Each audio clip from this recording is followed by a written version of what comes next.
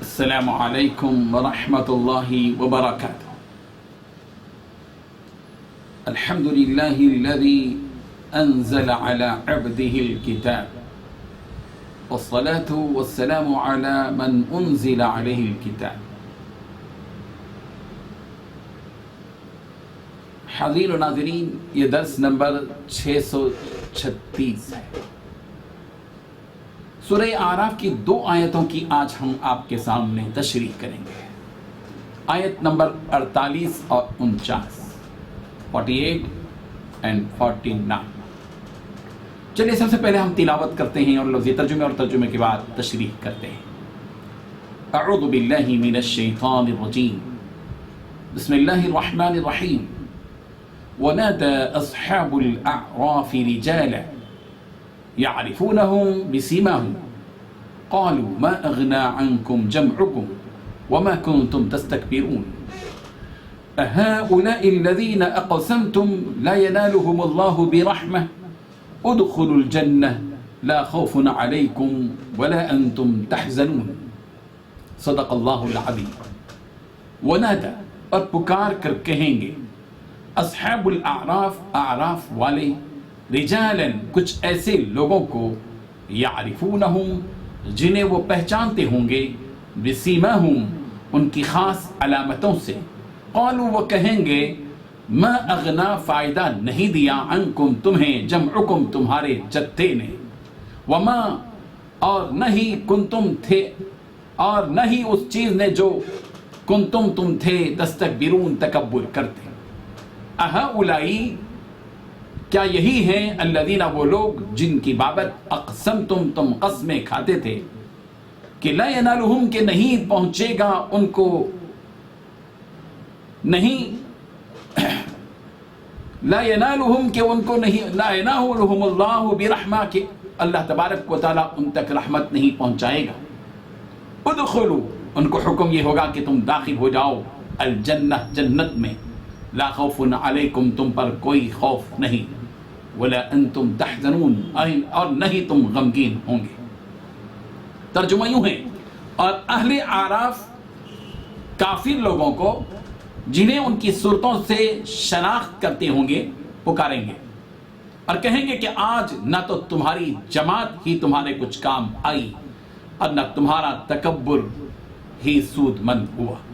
پھر مومنوں کی طرف اشارہ کر کے یہ اہل اعراف کہیں گے کافروں سے، کیا یہ وہی لوگ ہیں جن کے بارے میں تم قسمیں کھایا کرتے تھے کہ اللہ اپنی رحمت سے ان کی دستگیری نہیں کرے گا؟ مومنوں، تم جنت میں داخل ہو جاؤ، تمہیں کچھ خوف نہیں اور نہیں تمہیں کچھ رنج و غم ہوگا۔ ان 2 آیتوں میں 5 باتیں بتائی گئی ہیں۔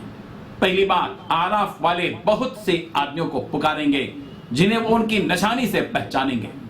دوسری بات، تمہارے کام نہ آئی تمہاری جماعت اور نہیں تمہارا تکبر کرنا۔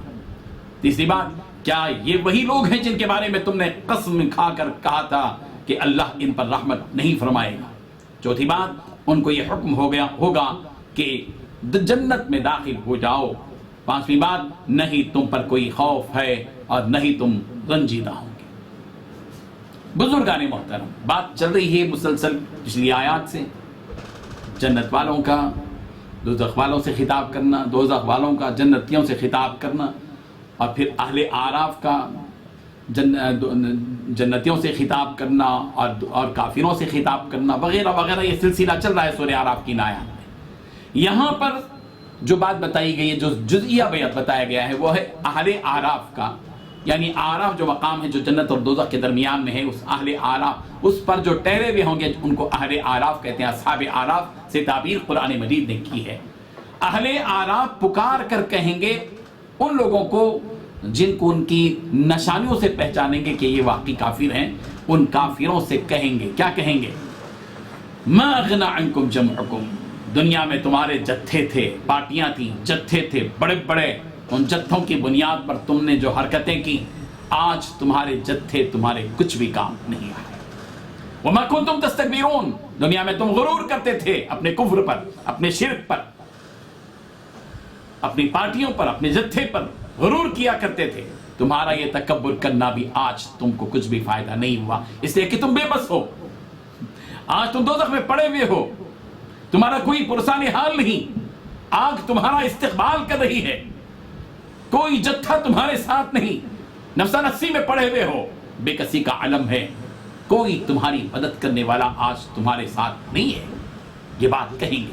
اور پھر یہی آل اعراف ایمان والوں کی طرف اشارہ کر کے کافروں سے کہیں گے، ایمان والوں کی طرف اشارہ کر کے کہیں گے اَهَؤُلَاءِ الَّذِينَ أَقْسَمْتُمْ لَا يَنَالُهُمُ اللَّهُ بِرَحْمَةٍ، کہ یہ کیا یہی وہ لوگ ہیں جن کے بارے میں تم دنیا میں قسمیں کھاتے تھے کہ اللہ کی رحمت ان پر نہیں پہنچے گی، یہ اللہ کی رحمت کے مستحق نہیں ہے، اللہ کی رحمت نہیں پائیں گے، قسمیں کھا کر دنیا میں کہا کرتے تھے۔ دیکھو یہی وہ مسلمان ہیں ادخلوا الجنہ، جن کو اللہ تعالیٰ کی طرف سے حکم یہ ہوگا کہ جنت میں داخل ہو جاؤ، اور جنت میں بھی جاؤ تو دنیا میں جو تم کو خوف تھا کافروں سے، دشمنوں سے، فلاں سے، آج جنت میں تم کو اسی خوف سے بے نیاز کر کے داخل کر رہے ہیں۔ لا خوف علیکم، تم پر کوئی خوف نہیں، ولا انتم تحزنون، اور نہ ہی تم کو کوئی غم ہوگا، رنج ہوگا۔ آج کے اس ماحول میں ہم اس آیت کو سمجھیں، آج کے اس ماحول میں، ہندوستان کے اس ماحول میں ہم اس آیت کو سمجھیں۔ خوشخبری ہے ان لوگوں کے لیے جنہوں نے اللہ کے لیے اور اپنے دین کے لیے اپنی جانوں کو دیا، وہ شہید ہیں اللہ تبارک و تعالیٰ کی نگاہوں میں۔ ہم سلام کرتے ہیں ان کی قربانیوں پر۔